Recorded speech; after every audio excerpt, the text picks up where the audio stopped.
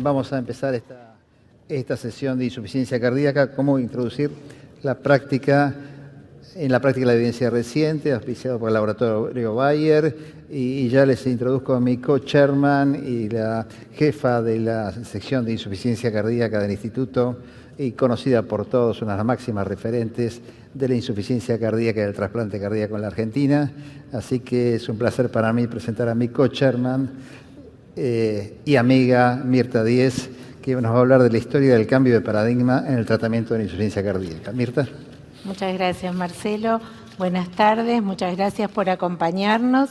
Y yo un poco quería reflexionar con ustedes sobre algunos cambios de paradigma en el manejo de los pacientes con insuficiencia cardíaca. Todos conocemos que la insuficiencia cardíaca es una enfermedad multifacética que impone a los pacientes una alta carga de morbimortalidad y que además disminuye su calidad de vida, su capacidad funcional, y es una enfermedad que, si bien su incidencia está estabilizada, la prevalencia está en aumento, y como ustedes ven, el aumento de la prevalencia es fundamentalmente por el aumento de la insuficiencia cardíaca con fracción de eyección preservada, y esto está muy vinculado al envejecimiento de la población y a la propia mejoría del tratamiento de la insuficiencia cardíaca y de los principales factores de riesgo, como es la mejoría del tratamiento de la enfermedad coronaria.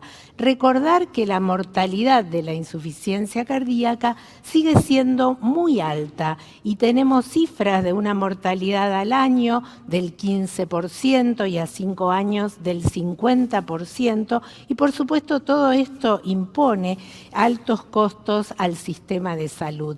El primer paradigma que me gustaría que reflexionemos es que, si bien nosotros entendemos que la insuficiencia cardíaca es una enfermedad crónica que sufre periodos de reagudizaciones, no es una enfermedad estable.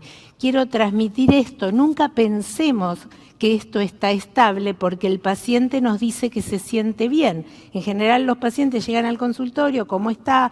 ¿Cómo puede hacer sus cosas? Y dicen muchas veces bien, pero esto no significa que la enfermedad sea estable. Este gráfico todos los conocemos, que después de la mejoría inicial del tratamiento, los pacientes pueden tener una estabilidad sintomática, en este periodo pueden morir de manera súbita y posteriormente comienzan los episodios de descompensación. Y con los episodios de descompensación, la mortalidad por progresión de enfermedad. En este momento necesitamos de terapias especiales como el trasplante, la asistencia o en algunos casos considerar la terapia paliativa. Pero recordemos que 1 de cada 7 pacientes que nosotros vemos en el consultorio al año va a tener un evento de empeoramiento o de muerte cardiovascular. Y recordar que la mortalidad de la insuficiencia cardíaca es mayor que la de muchos cánceres prevalentes. En el hombre, la mortalidad de la insuficiencia cardíaca es mayor que el cáncer de próstata y el cáncer de vejiga en las 2 líneas superiores, y en la mujer es mayor que el cáncer de mama y del colorectal en el seguimiento. El segundo cambio de paradigma es que necesitamos gestionar a esta pandemia, porque más allá de que el paciente debe recibir, por supuesto, un tratamiento individual, y este tratamiento tiene que ver con que el paciente reciba la medicación que nos dicen las guías de buena práctica clínica, tenemos que gestionar toda la patología. Necesitamos detectar la descompensación, planificar y estructurar el seguimiento e integrar la continuidad del cuidado. Esto es un tema muy importante. Tenemos que crear conciencia sobre los síntomas, los factores de riesgo, educar, garantizar la equidad al acceso a los métodos diagnósticos, al tratamiento. Tenemos que adherir a las guías de práctica clínica. En esto muchas veces las alarmas en las historias clínicas electrónicas, los checklists nos ayudan a que hagamos la medicina que corresponde según la evidencia, que midamos la calidad del cuidado y que hagamos investigación para continuar mejorando la evolución de los pacientes. El otro cambio de paradigma, que probablemente sea el que está más en la cresta de la ola, tiene que ver con los cambios de los modelos fisiopatológicos. Ustedes saben que venimos de un modelo hemodinámico que realmente no tuvo éxito en cuanto a los tratamientos orientados en este modelo y que pasamos al modelo neurohumoral. Hace 30 años que estamos tratando a los pacientes según el modelo neurohumoral y esto ha sido tremendamente exitoso.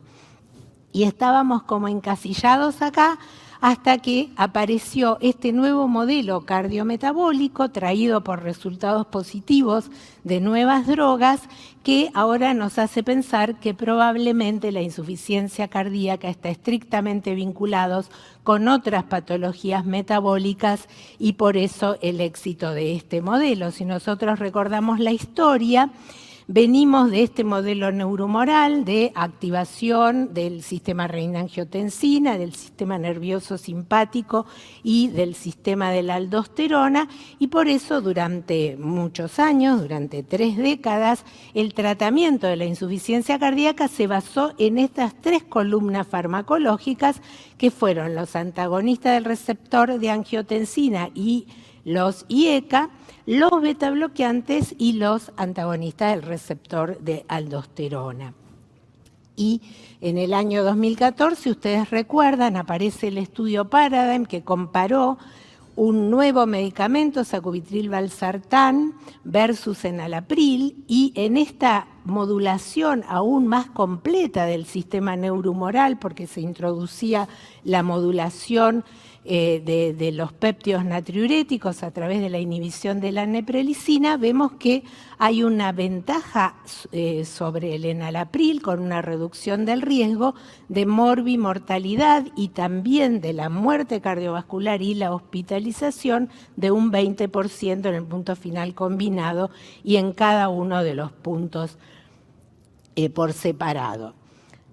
Posteriormente, y esto para el 2015, de alguna manera nos sorprenden algunos resultados de los estudios en población diabética de las gliflosinas. Ustedes saben que las gliflosinas son drogas antidiabéticas que tienen un efecto glucosúrico y que estaban corriendo ensayos para mostrar su seguridad cardiovascular y nos muestran que además de ser drogas que reducen la muerte cardiovascular, tuvieron una reducción significativa y consistente en todos los trabajos, en todas las drogas, de la hospitalización por insuficiencia cardíaca. Entonces acá surge la hipótesis de testearlas en pacientes con insuficiencia cardíaca más allá de su condición glucémica, más allá de que fuesen o no pacientes diabéticos. Y acá tenemos como un hito sorprendente de que la dapagliflozina, primeramente en el estudio DAPA Heart Failure y posteriormente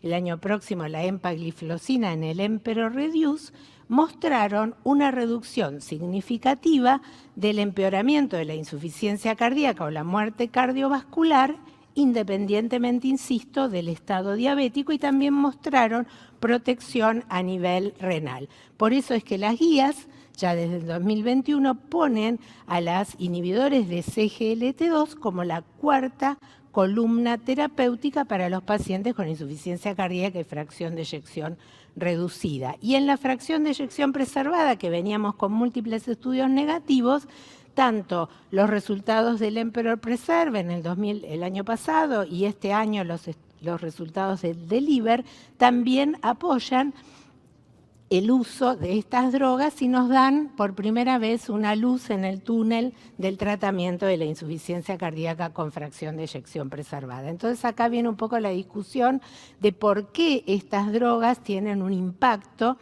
en la insuficiencia cardíaca o cuál es la hipótesis que vincula este modelo cardiometabólico con la insuficiencia cardíaca.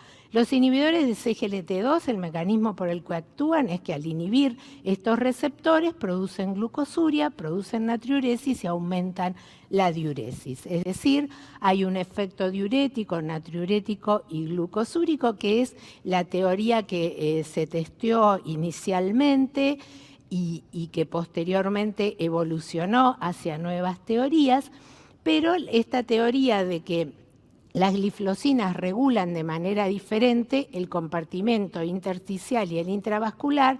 Está evaluado en este trabajo de Berna y McMurray, donde se ve que las glifosinas disminuyen el volumen extravascular de manera más importante que el intravascular, a diferencia de los diuréticos de ASA. Y por otro lado, este efecto glucosúrico que tienen modifica la relación entre la insulina y el glucagón, y esto favorece la lipólisis. Y ustedes saben que la disminución de la grasa, fundamentalmente la disminución de la grasa pericárdica, es sumamente importante para disminuir la inflamación y la rigidez arterial. También, por supuesto, tienen el efecto natriurético con la consabida descongestión y balance negativo de sodio, y además actúan a nivel del túbulo contorneado proximal y la corteza, activando los fibroblastos con aumento de la síntesis de eritropoyetina, y esto genera un aumento del hematocrito que es independiente de la hemoconcentración. Respecto de estos mecanismos de protección renal, hay varias hipótesis, cada vez con mayor nivel de evidencia.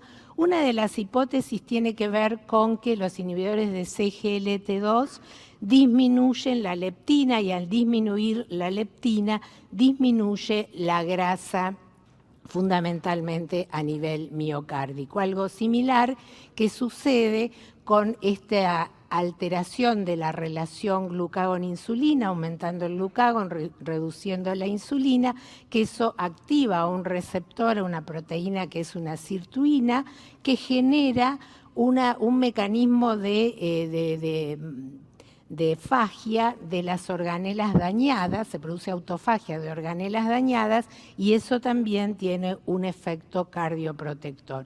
Y por otro lado, probablemente la hipótesis que es más fuerte es la inhibición del intercambiador sodio-hidrógeno, que ahora les muestro en la próxima diapositiva, y el otro mecanismo favorecedor es que la inhibición de la SGLT2 aumenta los cuerpos cetónicos, entonces cambia el fuel de las mitocondrias, y de esta manera hace más efectiva el aumento del ATP. Respecto del intercambiador sodio-hidrógeno, que es una de las hipótesis más difundidas, tiene que ver con que el aumento del intercambiador de sodio-hidrógeno favorece la progresión de la insuficiencia cardíaca, retiene sodio, aumenta la fibrosis, y la inhibición genera entonces un mecanismo de protección renal. El otro mecanismo está relacionado con el que los ISGLT2 tienen una acción inmunomoduladora. Hay datos de disminución del ácido úrico y hay datos de disminución del growth factor que liga a la proteína 7, todo esto generando un mecanismo inmunomodulador que permite regeneración miocárdica. Y finalmente, también estas drogas interactúan con otras patologías muy asociadas a la insuficiencia cardíaca, como son fundamentalmente la insuficiencia renal y la diabetes, y ustedes saben que en pacientes con insuficiencia renal, estas drogas reducen la hospitalización por insuficiencia cardíaca. Entonces, en ese síndrome cardiorrenal tan prevalente en los pacientes con insuficiencia cardíaca, este puede ser otro mecanismo de beneficio. Además de todo esto que conversamos, tenemos que recordar que hay nuevas moléculas, fundamentalmente el vericiguat, que actúa también por una vía distinta, porque no tiene como target inhibir el sistema neurohumoral, sino tiene como target recuperar un sistema beneficioso como es la vía del óxido nítrico, y de esto va a hablar el doctor Manito más adelante, y los resultados con omecamtiv mecabil. O sea que asistimos en el último tiempo a drogas que tienen como target otros mecanismos que el bloqueo neurohumoral. Y creo que el último cambio de paradigma, para ir cerrando, es que el seguimiento de la insuficiencia cardíaca tiene que pasar de este modelo clásico reactivo a un modelo proactivo. Todos conocemos que los pacientes, antes de tener un episodio de insuficiencia cardíaca evidente, antes de llegar a la guardia, tienen 2 o 3 semanas en que vienen incrementando las presiones y vienen reteniendo líquido. Y entonces nosotros lo que hacemos habitualmente es tratarlos cuando llegan a la guardia, como una conducta reactiva. Y la propuesta, y creo que es realmente lo que viene, es ser proactivos en el seguimiento de los pacientes para evitar la descompensación. Es decir, que tengamos un modelo que vincule con la telemedicina, en el cual los pacientes, ya sea porque a través de sensores externos como una balanza, un saturómetro, un tensiómetro, las apps o mediciones incluso en domicilio de laboratorio o a través de sensores internos como el CardioMEMS, el equipo de salud pueda recibir las alarmas para actuar precozmente, comunicarse con el paciente y tomar las decisiones para mejorar la evolución. Como mensajes finales, recordar que la insuficiencia cardíaca es una pandemia que está en crecimiento, que la mortalidad es alta y que requiere una gestión del sistema de salud. En las últimas 4 décadas asistimos al desarrollo de drogas que modifican la evolución de la enfermedad con aumento significativo de la supervivencia y que al modelo neurohumoral clásico se le suma el modelo cardiometabólico independiente del estado glucémico y que el seguimiento activo nos va a dar herramientas para evitar las descompensaciones. Muchas gracias. Gracias, Mirta. Lo tenemos al doctor Nicolás Manito Lorite conectado, así que me gustaría que lo presentes. Sí, ¿cómo? Sí, ¿tengo micrófono? Sí. Hola, Nicolás. Muchísimas gracias. Bueno, quiero presentarles, tenemos un gran gusto de presentarles al doctor Nicolás Manito. El doctor Manito es el director del programa de trasplante y el jefe de la unidad de insuficiencia cardíaca del Hospital de Lloret en Cataluña y nos va a hablar de qué hacer para evitar y manejar la descompensación de la insuficiencia cardíaca. Nicolás, muchísimas gracias por estar con nosotros. Muchísimas gracias por la invitación, muchas gracias Mirta por la presentación. Vamos a hablar de cómo enfrentamos la descompensación de la insuficiencia cardíaca. Esos son mis conflictos de interés para esta conferencia. Y lo primero que tenemos que hacer es definir qué es el empeoramiento de la insuficiencia cardíaca, que es el perfil de pacientes del cual vamos a hablar. Y gracias a las últimas guías que se han publicado junto con la Declaración Universal de la Insuficiencia Cardíaca, el empeoramiento de síntomas, de signos, de la capacidad funcional, pero sobre todo la necesidad de intensificar el tratamiento por vía intravenosa o administrar nuevos fármacos o la hospitalización. Todo esto es lo que conforma el paciente con empeoramiento de la insuficiencia cardíaca. Importante también, tenemos la definición del estudio Victoria, que es el que más aporta a pacientes con empeoramiento de la insuficiencia cardíaca para esta valoración y en el cual la definición de empeoramiento de insuficiencia cardíaca eran aquellos pacientes que tenían hospitalización por insuficiencia cardíaca en los 6 meses previos a la inclusión en el estudio o el uso de ambulatorio de diuréticos intravenosos en los 3 meses previos a la inclusión en el estudio. Importante, también como tú has dicho, Mirta, la importancia de los pacientes que presentan empeoramiento de la insuficiencia cardíaca, porque 1 de cada 6 pacientes con insuficiencia cardíaca con fracción de eyección reducida van a presentar estos eventos dentro de los 18 meses después de lo que es el diagnóstico clínico de insuficiencia cardíaca. Estos pacientes son pacientes que son muy reingresadores y siempre el mensaje de que contra más reingresos, estos pacientes van a presentar mayor mortalidad. Abordar lo que es el empeoramiento de la insuficiencia cardíaca significa también organización de la insuficiencia cardíaca. Tenemos que tener protocolos conjuntos de actuación. Por ejemplo, este es el consenso español con la SEMI, la Sociedad Española de Medicina Interna, y la de urgencias, sobre cómo tenemos que abordar a los pacientes. En el tratamiento agudo está claro que hay que enfocarse a la descongestión. Tenemos datos muy potentes ahora con el estudio ADBOR, con acetazolamida por vía intravenosa, y que nos dice la importancia del time to combo diuretic en los pacientes, desde el momento que ingresan a poderle administrar rápidamente un tratamiento junto de diurético de asa, junto con acetozolamida o también con tiacidas, lo más pronto posible. En la hospitalización, clave es la oportunidad que tenemos para poder optimizar a nuestros pacientes con el tratamiento con el cual luego van a marchar de alta. Y en la transición al alta, tener muy claro cuáles van a ser los objetivos, porque en la fase posalta, esa fase vulnerable, es donde el paciente realmente se tiene que estar más controlado, se tiene que estar más encima de él para poder evitar un reingreso. Tiene que haber un seguimiento multidisciplinar y sobre todo tiene que haber estrategias claras para evitar el reingreso.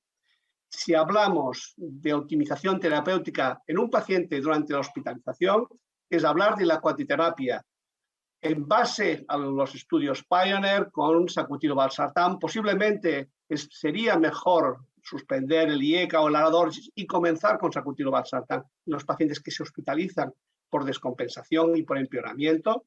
Habría que, a ser posible, siempre mantener los betabloqueantes.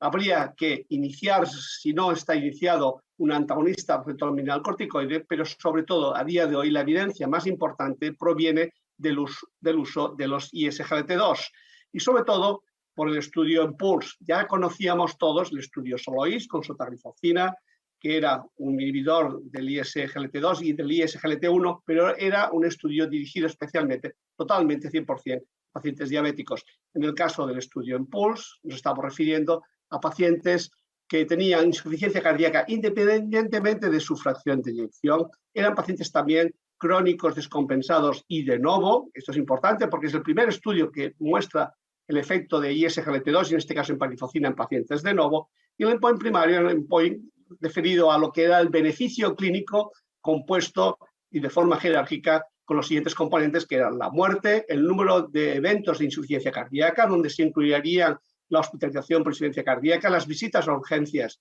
por insuficiencia cardíaca o las visitas al ambulatorio también por, digamos, insuficiencia cardíaca. También el tiempo hasta el primer evento de insuficiencia cardíaca y cambios en la que es calidad de vida, derivados sobre todo por el KCCQ, que es el test que se utilizó en este estudio.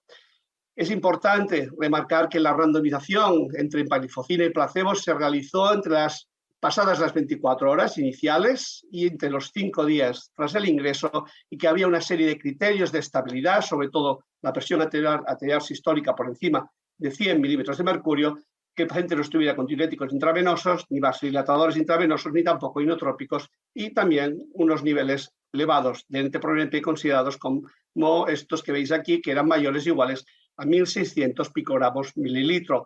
¿Qué aporta el EMPULSE? Lo que importa es, sobre todo, los datos gracias a la evaluación mediante una nueva estrategia de evaluación estadística, que es el win ratio, que lo que nos hace es comparar todos los pacientes que están tratados con empagliflozina, con placebo, para ver cuál es el que gana respecto al otro, en el sentido de que el que tiene menos eventos de los que están reflejados en el endpoint primario es el que va a ganar. Y en el caso de empagliflozina, con 36%, los pacientes que estaban tratados con este fármaco tuvieron menos eventos en forma de mortalidad, hospitalización por insuficiencia cardíaca, tiempo hasta el primer evento de insuficiencia cardíaca y también en calidad de vida. Por lo tanto, EMPULSE nos dice que efectivamente habrá que utilizar siempre un ISGLT2, y en este caso sería empagliflozina en pacientes que presentan descompensación por insuficiencia cardíaca. Otro punto importante es que cuando hemos hablado de lo que es esta estrategia de poder optimizar a los pacientes con una cuatiterapia durante la fase de hospitalización, es importante que antes de la alta tiene que haber un plan, y ese plan sobre todo es controlar la función renal, controlar los electrolitos, a ser posible tener un NT-proBNP de salida para ver esa reducción a ser posible del 30%, y sobre todo el paciente tiene que estar educado. Ese paciente, una vez que marcha de alta, a ser posible tiene que ser visto ya sea de forma presencial o telefónica dentro de los primeros 7 días, a ser posible por el médico o de atención primaria o de la unidad de insuficiencia cardíaca y también por la enfermera. Y aquí hay que tener siempre ese objetivo de intentar optimizar los fármacos con el cual el paciente se fue de alta, aquellos que necesitaban optimizar dosis, pero sobre todo evitar que los pacientes vuelvan a estar congestivos y requieran una nueva rehospitalización. Por lo tanto, la estrategia de abordar la fase vulnerable, esos, digamos, 30 días posalta, también es importante a la hora de tratar a estos pacientes. cuando tenemos un paciente que ha salido de alta, que a pesar de estar optimizado, presenta empeoramiento de su insuficiencia cardíaca, sí que es importante también en ese momento plantearse y aplicar scores de riesgo. Nosotros utilizamos el BCN Heart Failure Calculator, una score de riesgo que se utiliza a partir de lo que se presentó en un estudio del grupo de Badalona, aquí en Barcelona, y la verdad es que nos ayuda a conocer cuáles aquellos pacientes que van a presentar eventos como pueden ser sobre todo esta rehospitalización que tenemos que evitar. ¿Qué podemos hacer para que este paciente no empeore? A día de hoy tenemos fármacos potentes para evitar el empeoramiento de la insuficiencia cardíaca y estos son los fármacos que estimulan la guanilato ciclasa. Sabemos que en los pacientes con insuficiencia cardíaca tenemos una reducción del óxido nítrico, tenemos una falta de aporte de óxido nítrico a la guanilato ciclasa, que lo que hace finalmente es estimular la formación de GMP cíclico, que va a facilitar efectos positivos a nivel miocárdico. En el paciente con insuficiencia cardíaca tenemos baja estimulación de la guanilato ciclasa, bajo óxido nítrico. ¿Cómo podemos conseguir un aumento de esa actividad de la guanilato ciclasa? Administrando vericiguat, que es un estimulador de esta guanilato ciclasa, y que a su vez lo que hace es aumentar la captación y la sensibilidad al óxido nítrico, y con lo cual tenemos efectos positivos respecto a la reducción de la rigidez miocárdica, a la mejoría del remodelado ventricular, a la reducción de la fibrosis, a la reducción de la rigidez arterial y la constricción arterial, y también a nivel renal tenemos efectos de mejoría del flujo plasmático renal y un efecto natriurético y también de eliminación de agua libre. Por lo tanto, realmente estos fármacos son muy potentes a la hora de aportar un beneficio al miocardio y también a nivel de la función renal. La base del vericiguat es el estudio Victoria. El estudio Victoria es un estudio en fase 3, en el cual se evaluaba vericiguat en pacientes sintomáticos con insuficiencia cardíaca crónica que eran incluidos en el estudio después de un episodio de empeoramiento de la insuficiencia cardíaca. Los pacientes eran pacientes que tenían una fracción de eyección por debajo del 45%, por lo tanto, pacientes con fracción de eyección reducida y fracción de eyección también ligeramente reducida, pacientes en clase funcional 2-4, elevación de los péptidos natriuréticos por encima de 1000 picogramos mililitro. Muy interesante, el estudio Victoria también incluyó pacientes entre un filtrado glomerular entre 15 y 30, casi un 10% de los pacientes del estudio Victoria tenían filtrados por debajo de 30. Y los pacientes tenían que tener como un criterio, como hemos dicho anteriormente, de empeoramiento el hecho de haber tenido una hospitalización por insuficiencia cardíaca en los 6 meses previos o haber necesitado tratamiento diurético intravenoso por insuficiencia cardíaca en los 3 meses previos a la inclusión en el estudio. Los pacientes eran randomizados hasta llegar a la dosis máxima versus placebo, y el endpoint primario de este estudio era el tiempo hasta la primera presencia del evento en forma de mortalidad cardiovascular u hospitalización por insuficiencia cardíaca. Importante es que casi el 90% de los pacientes llegaron a la dosis objetivo de vericiguat. ¿Qué aporta el estudio Victoria como información clave dentro de las características basales? Es un estudio donde los pacientes efectivamente eran pacientes mucho más graves que los estudios que conocemos, como fueron el caso del Paradigm, el DAPA Heart Failure o el Emperor Reduce. Son pacientes mayoritariamente, como veis aquí, casi en clase funcional 3, muy equiparados a la clase funcional 2. Estamos hablando de un 41% de pacientes en clase funcional 3 con disfunción ventricular, con una medida de fracción de eyección por debajo del 30%, en este caso 28,9% de media. Y como podéis ver también, había un 10,2% de pacientes con filtrados por debajo de 30 mililitros minuto.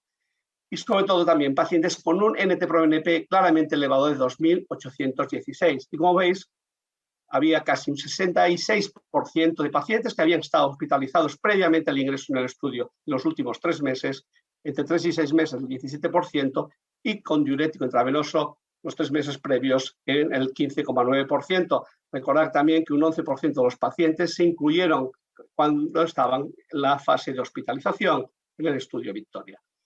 Este es el resultado del estudio Victoria desde el punto de vista del endpoint primario: mortalidad cardiovascular o hospitalización por insuficiencia cardíaca, una reducción del riesgo relativo del 10%, y lo más importante es una reducción del riesgo absoluto de 4,2 eventos por paciente año, que da lugar a un cálculo de NNT de 24, por lo tanto, tratar 24 pacientes para evitar un evento en un seguimiento muy corto de 10,8 meses. Por lo tanto, pacientes que eran muy graves, que han tenido muchos eventos y que hemos reducido de forma significativa la que era sobre todo los puntos clave en el estudio Victoria, sobre todo la hospitalización por insuficiencia cardíaca, que fue reducida en todos los eventos totales, también cuando se miraba conjuntamente con la mortalidad por todas las causas, y la mortalidad cardiovascular no se alcanzó, lo podemos discutir probablemente también, porque eran pacientes muy graves y la hospitalización fue el evento más numeroso y que hizo que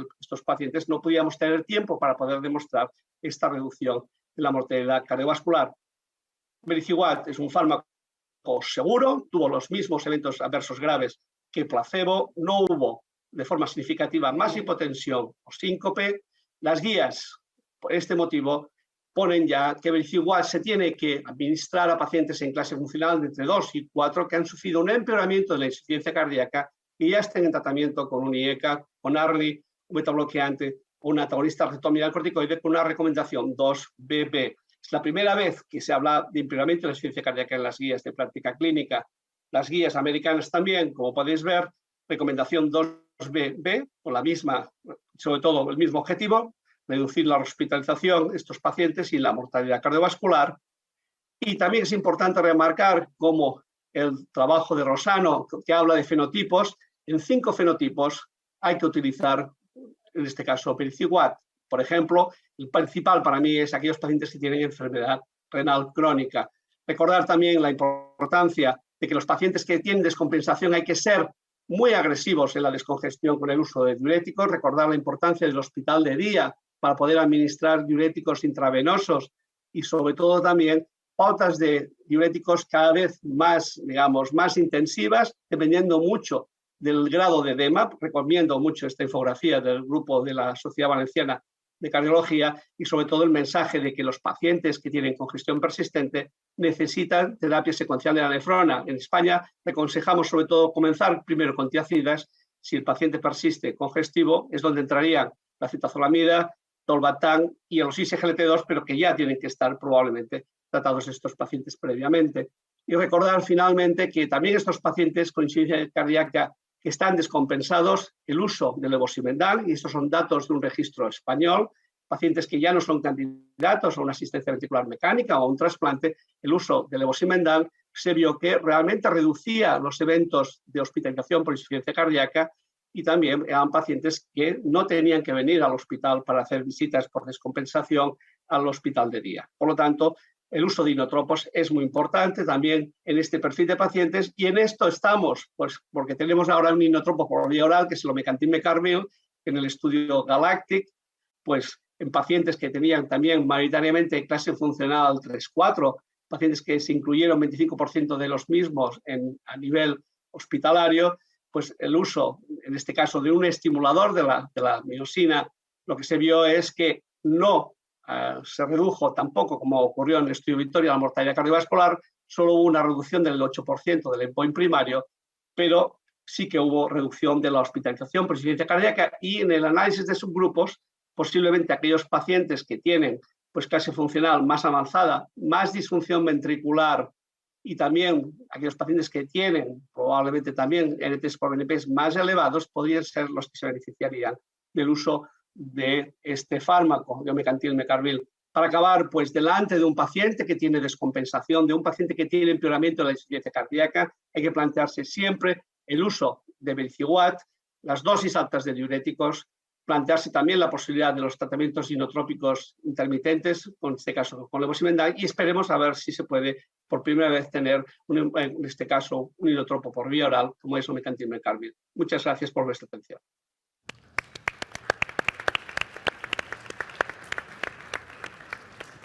Muchísimas gracias, Nicolás, una presentación excelente y bueno, espero que contemos con tu participación dentro de unos minutos para la discusión final. Ahora tengo el gusto de presentar a la doctora Lucrecia Burgos. La doctora Burgos es staff del programa de insuficiencia cardíaca y trasplante cardíaca del Instituto y nos va a hablar de los inhibidores de CGLT2 en todo el rango de la fracción de eyección. Gracias, Lucrecia. Gracias, Mirta, por la presentación. Es un tema creo que bastante amplio y contemporáneo. Voy a tratar de resumirlo en 15 minutos. Como ya nos comentó Mirta, en uno de los paradigmas es básicamente entender el tratamiento de la insuficiencia de fracción de eyección reducida como 4 columnas, 5 vías, en la cual se incorporan los ISGLT2 con un cambio de paradigma, incorporando el modelo fisiopatológico cardiometabólico como sustento de esta terapéutica y de este esquema terapéutico. Básicamente, esta columna se incorporó por el estudio de DAPA y CHEF y el estudio de Empero-Reduce, que nos enseñaron que la dapagliflozina y la empagliflozina reducen el riesgo de hospitalizaciones por insuficiencia cardíaca y mortalidad cardiovascular en pacientes con fracción de eyección menos del 40%. Como así también, sumamente importante, reducen el número del primero y el número total de hospitalizaciones por insuficiencia cardíaca. Es importante que este beneficio es consistente en todos los subgrupos, en aquellos pacientes con y sin diabetes, independientemente del control metabólico que tengan, como así también independiente de la terapia fundacional de la insuficiencia cardíaca, qué uso de diuréticos tengan y qué dosis del mismo. ¿Y cómo bajamos estas 4 columnas tan teóricos a nuestro paciente? Hay estudios en los cuales analizan los beneficios estimativos de cuando nosotros comparamos la cuádruple terapia que conocemos con ARNI, eplerenona, beta-bloqueantes y SGLT2 y lo comparamos con la doble terapia tradicional previa y en nuestro paciente podemos bajar que adicionamos 6 años de vida y 8 años de vida adicional libres de eventos como hospitalizaciones por insuficiencia cardíaca y mortalidad cardiovascular. Y algo completamente atractivo de estas drogas es que pueden tener una potencial sinergia con el resto de las 3 columnas. Sabemos que la dapagliflozina y la empagliflozina reducen el riesgo de hipercalemia, con lo cual permite poder reincorporar o poder ascender la dosis de los ARNI, de los IECA, de los ARA2, como así también de la plerenona y la espironolactona, lo cual es altamente atractivo para poder también reducir mayor el riesgo de eventos. Y además, nos enseñaron estos estudios que disminuye la progresión o el empeoramiento de la función renal, también pudiendo mantener el resto de las columnas en simultáneo. Y además sabemos que el efecto sobre la presión arterial es nulo, con lo cual podemos utilizar los beta-bloqueantes y los vasodilatadores de forma simultánea. 4 columnas, creo que todos están preguntando cómo las iniciamos, cómo las incorporamos en nuestro tratamiento, sobre todo cuando tenemos pacientes con insuficiencia cardíaca de novo. En este cuadro podemos ver básicamente todas las propuestas que se han hecho en el algoritmo en los últimos años. Cuando hay más de 5 propuestas, algo dice que no hay una forma verdadera de hacer las cosas. Creo que tenemos que encontrar cuál es la mejor forma para nosotros. En la última tendencia podemos ver que en vez de tener un enfoque vertical, tenemos un enfoque horizontal y en vez de ser secuencial, tenemos un enfoque combinado. Con lo cual, la última propuesta, y creo que la más estandarizada y la más adaptada por todas las sociedades, es iniciar despacio y combinado, en lo cual iniciamos a baja dosis, iniciamos empagliflozina y dapagliflozina con una dosis única y luego cada 7-14 días vamos escalonando y titulando el resto. ¿Y por qué nos apuramos en iniciar y titular? Es decir, ¿cuál es el apuro? ¿Qué es lo que nos corre? Básicamente es el riesgo de eventos. Como nos comentaba Mirta, estos pacientes, entre comillas, no son estables aunque estén en la casa. Estos pacientes tienen alto riesgo de eventos, 1 de cada 7 lo va a presentar. Si nosotros tenemos un abordaje vertical y secuencial, reducimos 161 eventos, pero hipotéticamente, si arrancamos los 4 juntos, tenemos el beneficio de poder reducir un 26 eventos más, que es casi un 20%. Y esto básicamente se produce por el tiempo en el cual empiezan a dividirse las curvas. Tradicionalmente, si pensamos en todas las drogas que previamente conocemos, a los 30 días empiezan a dividirse el punto final primario. La dapagliflozina y la empagliflozina empezamos a observar eventos tan solo a los 14 días a las 2 semanas, por lo cual este beneficio de iniciarlo precozmente, disminuimos eventos tan solo a 14 días, tanto hospitalizaciones como mortalidad. Este gráfico es un poco molesto, pero creo que grafica un poco la complejidad del tratamiento, de las 5 vías, de las 4 drogas principales y las 5 adicionales. Y lo importante, como comentaba el doctor Manito, es tratar de bajar a nuestro paciente y pensar al paciente como las comorbilidades y incorporarlo en un fenotipo en el cual tenemos que tener en cuenta el ritmo en el cual se encuentran, la fibrilación auricular, la enfermedad renal crónica como una comorbilidad importante acompañante, la hipertensión arterial y la frecuencia cardíaca. En función de estas comorbilidades es el perfil que va a tener el paciente de titulación. Hay que tener en cuenta que no todos los zapatos y el talle es para todos y debemos individualizarlo y creo que es parte de la artesanía y lo que nos gusta hacer en consultorio. Nos comentó Mirta cuál es el enfoque clásico. Tenemos el enfoque neurohormonal, el fallido enfoque hemodinámico, pero tenemos en cuenta que la inhibición del sistema nervioso simpático y del sistema renina-angiotensina-aldosterona y la leptilicina sirvió en la insuficiencia cardíaca con fracción de eyección reducida, demostrando consistentes disminuciones de eventos a lo largo de la historia de la insuficiencia cardíaca.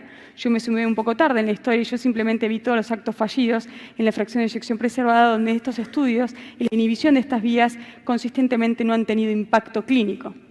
Y creo que la pregunta que nos hacemos todos es ¿por qué fallaron estos ensayos clínicos en esta población? Hay muchas explicaciones, simplemente seleccioné dos para darle el hilo a la charla. Una es que estemos comprendiendo de forma incompleta la fisiopatología de esta entidad. No es una cuestión de fracción de eyección, donde tenemos una fracción de eyección preservada, te doy cierta droga, es reducida, te damos otra. Y otra es la heterogeneidad. Si ven esta figura, pueden ver todos los fenotipos fisiopatológicos que, además de ser muchos, se combinan.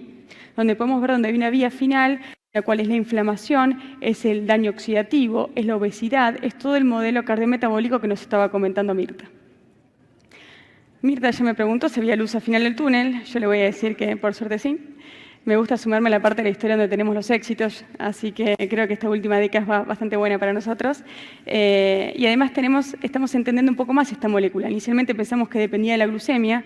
Hay ensayos clínicos muy lindos que son para entender toda la parte mecanicística, donde ya sabemos que esta molécula no depende de la glucemia para tener un mecanismo de acción. Antes pensábamos que simplemente hacían orinar más a los pacientes diabéticos, ahora sabemos que tiene una acción no solamente en la glucosuria, sino que en el sistema renina-angiotensina, en el sistema oxidativo, en la inflamación y en el sistema nervioso simpático también. ¿Cómo aplicamos esto en la evidencia? Recientemente, el año pasado y este año, se publicó el Emperor Preserve y el estudio de Liver, incorporando pacientes con fracción de eyección preservada, y me quiero detener acá y que miren el clearance de creatinina en el cual incluían estos pacientes. 20 de clearance. Recuerdan que siempre hablamos de 35, de 40, y luego de eso los pacientes caen en un abismo en el cual no hay nada para titularles. Ahora tenemos una molécula que ha demostrado ser segura y se probó en pacientes con enfermedad renal crónica tan bajo como 20 o 25 en el caso de la dapagliflozina. Se randomizó a 10 miligramos en ambos casos y a placebo. Ambos estudios, los puse acá como para comparar, creo que los hallazgos son consistentes y esto que habla de un efecto de clase va más a favor de esta molécula, una disminución significativa en el punto final primario de mortalidad cardiovascular y hospitalizaciones. Como ven acá, siempre que hablamos de eventos, lo que nos importa al paciente es básicamente que tenga menos eventos, al orden del 20% y un número necesario a tratar solamente de 30. Y algo que nos importa, si uno se imagina en consultorio, estos pacientes frecuentemente se quejan de que le falta el aire, de que no pueden caminar, de que afecta su calidad de vida. Entonces buscamos una droga que trate también de aliviar estos síntomas, porque el paciente no siente que está viviendo más, el paciente no siente que se está hospitalizando menos, también importa la subjetividad de él. Así que estas moléculas tan solo también a las semanas disminuye lo que es mejoría en la clase funcional, como así también los cambios en el Kansas en el cuestionario de calidad de vida. Cuando combinamos estos estudios, que tienen una población muy similar, hay algunas diferencias sutiles, pero básicamente tenemos una similar población, se evaluaron los diferentes subgrupos. ¿Y qué podemos concluir con este subanálisis? Que a algunos les puede gustar estadísticamente y a otros no, pero creo que las conclusiones generales podemos decir que los beneficios son consistentes independientemente de la fracción de eyección, independientemente de la edad, del sexo, de la enfermedad renal de base, la presencia de fibrilación auricular, como así también de los péptidos natriuréticos de base. Con lo cual, podemos decir que estos pacientes de forma general se benefician independientemente de las características basales. Y este estudio se publicó la semana pasada. Acá también la titulación es oro. Recuerdan que antes hablábamos que en las 2 semanas empezamos a ver beneficios en los pacientes con fracción de eyección reducida, en fracción de eyección preservada también. Porque es importante para reducir eventos y sobre todo si vamos a situarnos en un periodo de alto tiempo, como nos comentó Mirta, es el periodo vulnerable luego de una hospitalización, donde la gran mayoría de los eventos ocurren después del alta. Así que drogas que sean fácilmente titulables en pacientes con enfermedad renal y que hagan efecto de forma precoz, claramente que es atractivo. Luego se hizo un análisis agrupado, preespecificado a nivel paciente, es decir, todos los pacientes del LAPA-HF de fracción de eyección reducida los combinaron con todos los pacientes del Liver con fracción de eyección preservada y se evaluó el punto final primario que también fue consistente y el beneficio fue independiente de la fracción de eyección. Esto creo que va al primer cambio de paradigma, lo que decía Mirta, es que acá tenemos probablemente solapamientos fisiopatológicos, tenemos vías diferentes a las que previamente conocíamos y se están jerarquizando. Creo que es la primera vez que aprendemos de fisiopatología con estudios, sino al revés. Generalmente aprendemos fisiopatología y vamos a estudios y acá estamos revisando la fisiopatología a la medida que vamos saliendo estudios y creo que es un abordaje interesante. Entonces, para completar el rompecabezas del tratamiento de esta molécula en todo el espectro de insuficiencia cardíaca, no podemos dejar de hablar del escenario agudo. En el escenario agudo creo que todos sabemos que tenemos muy poca evidencia, todos usamos diuréticos, tratamos de buscar alivio en la congestión, pero tenemos pocas drogas que hayan demostrado una mejoría sintomática. Ya nos comentó el doctor Marito del estudio Impulse que demostró ser efectivo y seguro. Creo que nadie dudaba de la efectividad, si ya previamente sabemos que estas moléculas tienen efecto a los 14 días, pero algo que nos preocupa, sobre todo en pacientes tan vulnerables y con tantos cambios hemodinámicos como la insuficiencia cardíaca aguda, es que estos fármacos no sean seguros, que estemos causando daño por incorporar una molécula precozmente. Acá con este estudio sabemos que este fármaco es seguro. Y a mí el que personalmente más me gusta es el estudio EMPA-HF, capaz no tiene tanto renombre a nivel de publicaciones o difusión, pero me gusta mucho porque acá los pacientes se aleatorizaron las 12 horas. Es casi el mundo real. El paciente se interna, se randomiza, independientemente de la fracción de eyección, a empagliflozina o placebo. Y ocurren las cosas que queremos, que los pacientes orinen mejor, con menos dosis de furosemida, que el paciente tenga un descenso más pronunciado en NT-proBNP como un surrogante de la descongestión, y lo más importante es que no generamos daño en el paciente, es decir, no hay empeoramiento de los marcadores renales y tampoco hay diferencia en la incidencia de eventos de seguridad. Creo que este es un estudio que puede desatar hipótesis sobre el uso precoz. Recuerden que el otro teníamos hasta 5 días para implementarlo, esto lo utilizarán puramente como un fármaco diurético. Por lo cual tenemos ya 2 enfoques, y esto es casi también acompañando los cambios de paradigma de Mirta. Antes teníamos el enfoque numérico-matemático, en el cual todo es una cuestión de fe, dependiendo si te planteas en el continente europeo. Sabemos que dividimos a los pacientes si tienen mayor o menor al 40% de eyección, y en función de eso titulamos. Y si nos situamos en Estados Unidos, con las guías americanas, que tienen mayor titulación en lo que es la fracción de eyección de rango intermedio entre el 40 y 50%, pero únicamente nos dividen los números. Pero con todos esos estudios estamos entendiendo que hay un solapamiento de diferentes mecanismos fisiopatológicos subyacentes donde se van a solapar los fenotipos, y probablemente tenemos que empezar a hablar de otras características para iniciar titulación y no solamente la fracción de eyección. Este es el nuevo enfoque de la insuficiencia cardíaca actual como la conocemos. ¿Cuál es la evidencia? Tenemos beta-bloqueantes y ECARA2 y ARNI hasta el 40%. Los antagonistas de los receptores de mineralocorticoides, fui un poco haciéndolo más suave para el 50%, porque el TopCat, si bien en términos generales es un estudio que no es positivo, hubo muchos subestudios que nos enseñaron, nos dieron evidencia sobre si este estudio lo adaptamos a ciertos fenotipos como cardiometabólicos, puede tener un beneficio, así que me animo a dejarlo como una interrogante, y ya sabemos que el ISGLT2 tiene un efecto en todo el espectro de la insuficiencia cardíaca. Por lo cual, para concluir, esta droga se dirige simultáneamente a múltiples procesos fisiopatológicos implicados en la insuficiencia cardíaca. Los resultados del estudio de Liver y el Emperor Preserve apoyan el uso de esta droga como terapia fundacional de la insuficiencia cardíaca independiente de la infracción de eyección. Ya tenemos evidencia de los beneficios clínicos precoces a tan solo 2 semanas en todo el espectro. Y nada más, creo que esto es algo que voy a dejar picando y se lo voy a dejar picando al panel, en la cual necesitamos nuevos criterios para clasificar esta enfermedad acorde a la fisiopatología, donde la cual la fracción de eyección parece no ser suficiente para poder entender estos pacientes y así, sobre todo, beneficiar a los pacientes con fracción de eyección preservada. Muchísimas gracias. Muchísimas gracias, Lucrecia. Bueno, vamos a empezar las preguntas. A mí me gustaría, mientras vamos calentando motores, hacerle una pregunta a Nicolás, que tuvo la gentileza de quedarse. Nicolás, estaba pensando en los datos que presentaste del estudio Victoria, donde realmente la tasa de evento de esta población es una de las más altas que yo recuerdo de los estudios randomizados de los últimos tiempos. Y por otro lado, una droga que mostraste con niveles de seguridad interesantes, en el sentido que se incluyeron pacientes con clearance, con un clearance de menor hasta 15, que la verdad esto también es poco frecuente en estudios de insuficiencia cardíaca, y que tampoco baja mucha la presión. O sea, parece una droga muy interesante para utilizar en el evento de descompensación, donde tenemos como complicación frecuente en el momento de la hospitalización episodios de hipotensión que a veces hasta requieren que tengamos que reducir la dosis de los bloqueantes neuromorales y deterioro de la función renal.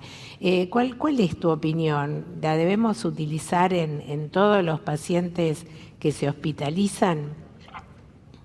Yo creo que el mensaje de Victoria precisamente es lo que tú has dicho. Estamos hablando de pacientes mayoritariamente en clase funcional 3, pacientes con niveles elevados de NT-proBNP, pacientes que tienen comorbilidades, muchos de ellos también con insuficiencia renal, y por lo tanto tenemos que tener un fármaco que cuando el paciente marcha de alta y a pesar de haber intentado optimizar, pues empeora, pues yo creo que en este momento ya es la primera opción para plantearse, especialmente si el paciente además tiene filtrados cercanos al 30 o por debajo de 30. Yo creo que en estos momentos hay que plantearse siempre el hecho de que tenemos que dar la mejor terapia para un paciente de la forma más segura. Yo creo que el estudio Victoria muestra claramente cómo estos pacientes no tienen mayor hipotensión que placebo, no tienen episodios de síncope. Es un fármaco que puede ser fácilmente o colaborador también con el resto de fármacos como pueden ser los betabloqueantes, como pueden ser también los ARM, y por lo tanto yo creo que la impresión que tenemos los que hemos trabajado también en el estudio, yo participé en el Victoria, es de que tampoco no podemos esperar a que este paciente evolucione demasiado, porque ya se vio que aquellos pacientes que tenían NT-proBNP por encima de más de 5.000, pero sobre todo por encima de 8.000, ya los resultados de verificación no eran positivos. Por lo tanto, no hay que esperar a un paciente muy avanzado y, lógicamente, primero hay que hacer la optimización convencional, pero acercarse más a ese paciente que una vez hecha la cuatriterapia vemos que todavía persiste con clínica y que ha hecho un episodio de hospitalización o necesidad de venir a urgencias o necesidad de diurético intravenoso. Gracias, perfecto.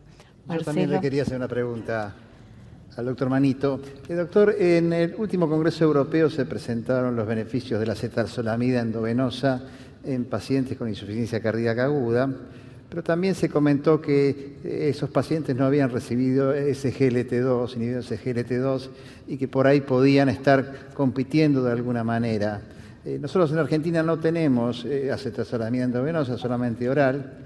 Y de acuerdo a lo que presentó la doctora Burgos, pareciera que los SGLT2 parece recomendable iniciar precozmente. ¿Usted cree que habría que en ausencia, ustedes usan acetazolamida, cuándo comienzan el tratamiento con SGLT2 en insuficiencia cardíaca aguda? Y finalmente, ¿cuál es el rol que le queda de la ivabradina en toda esta melange de tratamientos? Yo creo que hay que diferenciar el paciente que llega a urgencias, ¿no?, con congestión aguda, que hay que reducir al máximo que podamos esa congestión. Ahí lo que nosotros utilizamos es dosis altas de furosemida. Nosotros somos más partidarios, y hay un estudio español que se llama Chlorotic, de utilizar más tiacidas, porque no hay que olvidar que acetazolamida también actúa a nivel del túbulo proximal renal. Por lo cual, sabemos que en los pacientes con insuficiencia cardíaca en la fase aguda hay muchísima reabsorción de sodio a nivel distal. Por lo tanto, habría que utilizar un fármaco, por ejemplo, las tiacidas, que bloquearían esa reabsorción de sodio distal. Por lo tanto, la acetazolamida, por mucho que esté muy bien el resultado del AdBor, nosotros lo dejamos como tercera opción. Tenemos esta acetazolamida en España por vía intravenosa, pero nos la hacen las farmacias porque es medicación extranjera y no la tienen que hacer la farmacia como una fórmula magistral y nos sale muy barata, 3-4 euros por ampolla. Pero la acetazolamida la hemos utilizado también por vía oral, y sí que existe en España comercializada, en pacientes con congestión crónica, en los cuales ya hemos probado diurético por vía, lógicamente, intravenosa o por vía oral a dosis altas, tiacidas, acetazolamida por vía oral, especialmente en aquellos pacientes también que tienen alcalosis metabólica por las dosis altas de diuréticos. Y finalmente, cuando el paciente evoluciona a tener congestión e hiponatremia, lo que hacemos es administrar también durante una semana o 10 días tolvaptan. Por lo tanto, digamos, este sería el abordaje que hacemos. Uno es abordaje agudo, ahí dosis altas de diuréticos, tiacidas, y el ISGLT2 no es un fármaco en la fase aguda, es un fármaco que aumenta la diuresis, pero es un fármaco que es a un poquito a más larga distancia. No vamos a conseguir descongestionar a un paciente de forma importante porque damos ISGLT2 en las primeras 24 horas. El mensaje es que es un paciente que tiene que recibir ISGLT2 desde el primer momento, a ser posible, pero vamos a ver sus efectos probablemente a la semana o los 10 días. Respecto a ivabradina, nosotros seguimos utilizando ivabradina, especialmente en aquellos pacientes que no podemos controlar la frecuencia cardíaca con betabloqueantes o porque tienen intolerancia a los betabloqueantes. Por lo tanto, siempre están ahí. Y luego recuerdo que muchas veces encontramos que pacientes ingresados toleran mal, sobre todo si están congestivos, el uso o el aumentar las dosis de betabloqueantes, y ahí ibarbadina nos ayuda a hacer un poco el puente, a poder ir titulando de forma más lenta los betabloqueantes. Gracias. Bueno, no sé si nos quieren Luján. Sí, buenas tardes. Muy interesantes todas las disertaciones. Yo quería preguntarles, estamos todos andando un camino con los ISGLT2. Ya hemos recorrido y ganado experiencia en el contexto del paciente ambulatorio, pero quería preguntarles a ustedes que están en el piso de internación, cuando reciben un paciente que se interna con tratamiento completo para la insuficiencia cardíaca, ya todos aprendimos por tantos años de experiencia cómo manejar el betabloqueante, cómo manejar el vasodilatador. Bueno, quería preguntarles cómo manejan al paciente que está recibiendo un ISGLT2, si toman algún parámetro que comentaron de los ensayos de randomización que se mencionaron para decidir dejarlo, en qué momento les preocupa y lo retiran para reincorporarlo antes del alta, cómo hacen el manejo práctico del paciente que se interna con un ISGLT2. Entiendo la pregunta, que me parece muy interesante. En realidad yo creo que el SGLT2 hay que, retirarlo ante situaciones de enfermedad crítica. Por supuesto, cuando un paciente no puede comer y no puede alimentarse, quiero decir, y particularmente si tiene trastornos glucémicos, ese paciente hay que suspenderle porque habría un riesgo aumentado de que haga una cetosis. La verdad que si el paciente con insuficiencia cardíaca solo viene congestivo y no tiene un evento, y el paciente está normotenso y puede seguir comiendo, no lo retiramos. Yo le quería hacer una pregunta al doctor Conde. ¿Cómo ves el funcionamiento del futuro de una unidad de hospital de día de insuficiencia cardíaca? Bueno, en eso estamos. Estamos desarrollando con Mirta, con Lucrecia, en el ICUA, un nuevo lounge dentro de ese cardio lounge que hasta el momento estaba destinado a hacer procedimientos de alta complejidad, de estancia muy corta, es decir, que se iban en el mismo día. Y bueno, a raíz, de esta posibilidad de poder manejar pacientes, dado la experiencia, que tiene el equipo de insuficiencia cardíaca del ICUA, poder generar una nueva unidad dentro de ese cardio lounge dedicada a este tipo de pacientes, con descompensación, que se puedan manejar en el mismo día, que puedan irse en el mismo día, que incluso puedan irse y puedan volver, y puedan dormir inclusive en la casa en algunos casos, que puedan ser manejables. ¿Y qué perfil de paciente sería? Porque imagino que el paciente que está muy descompensado, uno dice, bueno, lo tengo que internar varios días. El paciente que uno lo puede manejar en forma ambulatoria, ¿cuál sería el perfil del paciente que uno dice, mira, lo voy a dejar 24 horas o menos de 24 horas para tenerlo de unidad así ambulatoria o de hospital de día? Es el paciente que generalmente internamos en la guardia, como una unidad de diagnóstico intensivo, para darle una dosis o 2 dosis de diuréticos y que hicieron un balance negativo y después controlarlo a los 2 o 3 días. Creo que es el paciente que sabemos que va a poder ser manejado en 8 o 10 horas más o menos. Te digo porque me parece que muchos de los pacientes tenemos ese tipo de enfermos que no sabes internarlo o no internarlo, y me parece que de esta manera vos podés asegurarte que el paciente recibe una evaluación, un laboratorio, un monitoreo, todas las cosas que uno lo dejan intranquilo cuando lo ve en el consultorio. Sí.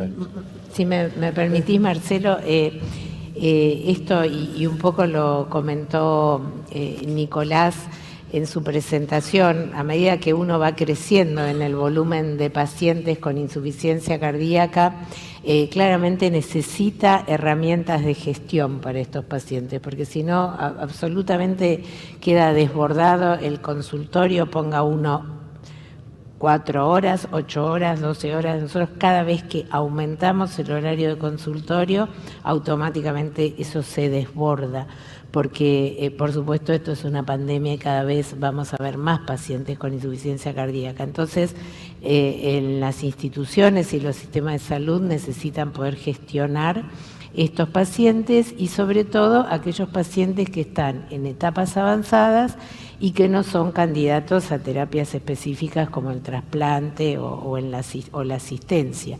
Entonces son pacientes que van a contactar al consultorio, a la guardia y a la internación de manera muy recurrente y por eso es que bueno, se organizaron estos hospitales de día que pueden ser para la administración de diuréticos, para la administración de inotrópicos paliativos, para el hierro en aquellos pacientes que presentan déficit de hierro en función de los resultados del estudio AFIRM, para aquellos pacientes que necesitan hacer reestratificaciones de pronóstico, que necesitan un acompañamiento de un equipo multidisciplinario. Entonces estos cardiolounge, donde el señor viene y pasa varias horas y puede acceder a un tratamiento y además al contacto con múltiples especialistas como la especialista en nutrición, la especialista en diabetes si corresponde, muchas veces el nefrólogo, nuestro enfermero que lo educa, o sea, poder hacer intervenciones para después que el paciente tenga una menor tasa de rehospitalización. Yo creo que ustedes, Nicolás, en el hospital tienen mucha experiencia con estas unidades de internaciones cortas, ¿no? Totalmente. Nosotros tenemos casi 60 camas de hospital de día, están abiertas a cardiología y, como tú has dicho muy bien, terapia diurética intravenosa, hierro, levosimendan, tratamiento inotrópico intermitente y sobre todo también pues la valoración de estos pacientes, y cada vez más tenemos acceso a técnicas de imagen que, por ejemplo, estamos haciendo muchísimo Doppler venoso-renal, ¿no?, para ver el patrón venoso-renal en estos pacientes, y la respuesta que a veces es casi inmediata después del tratamiento diurético intravenoso. Por lo tanto, yo creo que es técnicas de imagen que cada vez son más accesibles para controlar la congestión, junto con tratamientos que en estos momentos pues, son seguros en un ambiente como es el hospital de día. Yo creo que no podemos decir otra cosa a día de hoy que todo el mundo que quiera trabajar en insuficiencia cardíaca tenga en un hospital de día, y nunca olvidarse tampoco de la hospitalización a domicilio, porque eso también puede ser el puente desde el hospital de día para no tener que hospitalizarse y por lo tanto hacer un control en domicilio donde la enfermería juega un papel importante. Y ya que te hago una pregunta más relacionada con esto, ecografía pleural, ecografía pulmonar, sí, perdón, usan para valoración de congestión, ¿y cómo lo siguen al paciente? ¿Tiene algún sistema de monitoreo ambulatorio, domiciliario, a través de una app o algún sistema inteligente, moderno? Nosotros cuando venimos hacemos el focus famoso de mirar ecopulmonar, ecovenoso renal, ecodeporta y ecocardíaco, con lo cual hacemos una valoración global del grado de congestión de este paciente. En algunos pacientes también se puede hacer, evidentemente hacemos biomarcadores, y cada vez más se está utilizando el K125 en pacientes que tienen mucha congestión derecha, como realmente un marcador también de riesgo. Y nosotros lo que intentamos es que, lógicamente, estos pacientes pues, tengan finalmente un seguimiento y un control posterior, y sobre todo ahí donde tenemos realmente ese control por parte de enfermería, sobre todo pues telemedicina, y también tenemos telemonitorización. Hay un programa que es el estudio Hermes, que lo que está haciendo es que el paciente tiene un dispositivo en casa que lo podemos controlar el peso, la talla, vamos viendo el grado de congestión también de una forma más objetiva. Y también no hay que olvidar cada vez más, como se ha hablado antes, de la necesidad de sensores internos, caso del cardiomens, en pacientes más graves, que nos ayudan a ver el grado de congestión, que nos avisan, y por lo tanto, cuando un paciente pues, tiene eflusiones de hígado altas, nos permite aumentar el tratamiento diurético. Por lo tanto, habrá que ir sobre todo a determinar la congestión de forma precoz, con técnicas de imagen, biomarcadores, y luego pensar también en sensores internos. Nosotros, Mirta, tenemos alguna experiencia en monitoreo domiciliario con sistemas propios. Bueno, nosotros estamos trabajando en dos puntas. Uno es el telemonitoreo, que ya, digamos, desarrollamos junto con una empresa de sistema, una plataforma para monitorear a los pacientes con insuficiencia cardíaca. Nuestro entendimiento es que es para la fase vulnerable y vamos a empezar a correr un trabajo randomizado de pacientes con cuidado habitual versus cuidado habitual más telemonitoreo durante los 90 días de la fase vulnerable para tratar de identificar, digamos, en nuestra población y con nuestra herramienta, porque es una herramienta, digamos, de diseño de la institución, cuál es el impacto que tiene en la evolución de estos pacientes. Así que tenemos como mucho entusiasmo por esto, sobre todo porque fue un diseño propio. Y por otro lado... ¿Le controlan la presión, el peso? El pasicle, exactamente. Controlamos la tensión arterial, la frecuencia cardíaca, la saturación y el peso. Pero además hay toda una interacción sobre los síntomas. La plataforma le hace varias preguntas, es realmente muy amena, inicia con caritas, si está todo bien, una carita verde, si el paciente tiene algún síntoma, pone una carita amarilla o roja y a partir de ahí se despliega todo cuestionarios de interacción que en un algoritmo posterior, que eso ya digamos es en la fase médica, se desarrolla un algoritmo que genera alarmas y una vez que se genera la alarma se contacta al paciente para entender qué es lo que le está pasando y proponerle una solución. Eso digamos es la manera en que interactúa con la app. Pero por otro lado quería también, me gustaría que Lucrecia nos cuente, porque esta es una investigación que lidera Lucrecia, el uso del ultrasonido pulmonar, que también estamos haciendo un trabajo de investigación randomizado con un grant que consiguió Lucrecia. Gracias, Mirta. Lo que buscamos es a través del ultrasonido pulmonar y de vena cava inferior, valorando la congestión tisular y la congestión intravascular, no hacer el diagnóstico, sino guiar el tratamiento y básicamente entender cuándo el paciente está en condiciones de irse de alta y guiar el tratamiento descongestivo. Lo que hicimos fue randomizar pacientes a la rama activa, donde reciben el estándar de cuidado habitual del centro y se suma un tratamiento guiado por ultrasonido. Y la otra rama también le hacemos el estudio, pero los pacientes y los médicos tratantes están ciegos y reciben el estándar de cuidado habitual. ¿Por qué nos esforzamos en que los pacientes se vayan descongestivos en su casa? Y eso no es congestión clínica, sino son los pacientes que no tienen edemas, que no tienen rales, pero cuando uno apoya el ultrasonido pulmonar o visualiza la vena cava inferior, todavía hay signos de congestión subclínica. Estos pacientes tienen alto riesgo de eventos y sobre todo en la etapa vulnerable.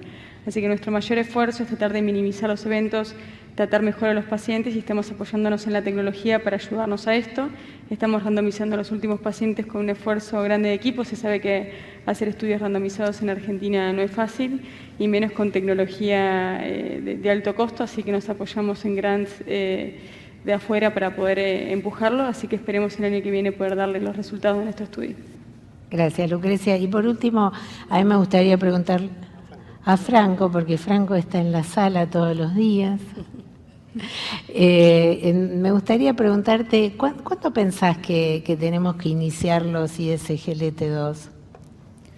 Bueno, básicamente lo que siempre intentamos hacer en la sala y en la internación es, cuando un paciente se interna por insuficiencia cardíaca aguda, es iniciarlos dentro de la internación. Por un lado, como vimos en las charlas, esto es seguro, no disminuye la presión. Un problema que tenemos frecuentemente con los pacientes con insuficiencia cardíaca aguda es la falla renal, que vimos que no la empeora y a largo plazo la mejora. Si llegamos a tener problemas de hipercalemia, esto tampoco sería un problema para iniciar los ISGLT2, así que intentamos iniciarlos en la internación.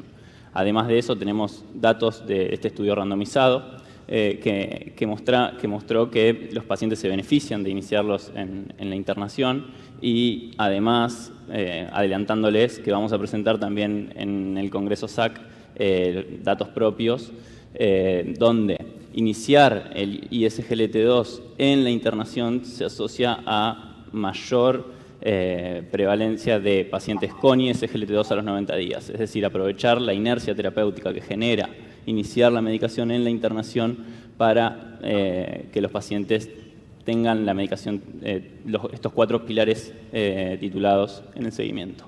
Eso es lo que intentamos hacer. Gracias, Franco. Luján, yo te quiero preguntar, dado que nosotros, digamos, los pacientes con insuficiencia cardíaca son pacientes muy comórbidos y claramente cada vez tenemos pacientes, digamos, la población está envejeciendo y por consiguiente los pacientes con insuficiencia cardíaca tenemos un promedio de edad alto. Vos estuviste revisando los datos de pacientes añosos con insuficiencia cardíaca, ¿nos podés contar?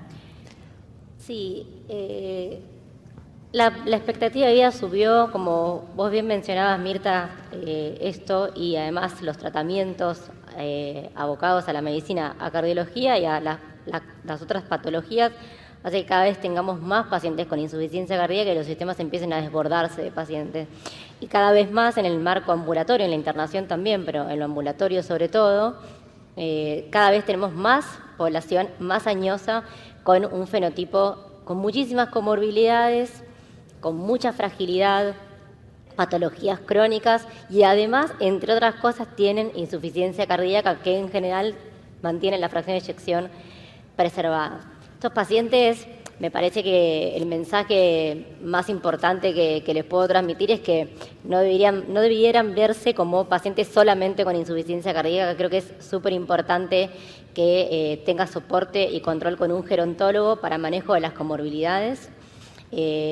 Hablando del cambio de paradigma y el tratamiento de la insuficiencia cardíaca, esto de que estamos los que queremos y los que no quieren la fracción de eyección, y si tenés 40 o no tenés 40 de FEBI le puedes dar una medicación a la otra, parece que nos reconciliamos todos con los ISGLT2. Hay que prestar atención a los números, los ISGLT2 y muchas de las drogas para la insuficiencia cardíaca, si no todas, bajan muerte en pacientes con deterioro de la función ventricular, pero severa. Pero en pacientes con fracción de eyección preservada bajan en points combinados, no bajan muerte total, bajan muerte cardiovascular con internación por insuficiencia cardíaca. Y esto es algo fantástico, porque estos pacientes hasta ahora no había nada que nosotros probáramos que funcionara.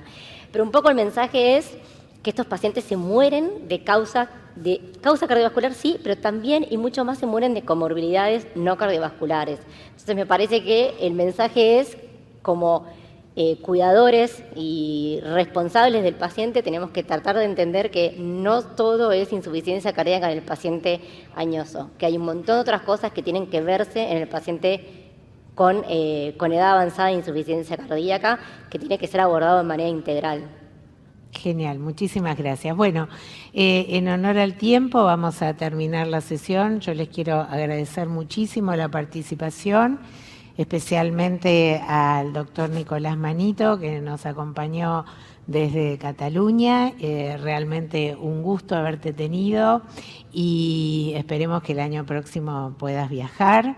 Y bueno, muchísimas gracias a todos por habernos acompañado. Muchas gracias. Bueno, gracias a todo el panel.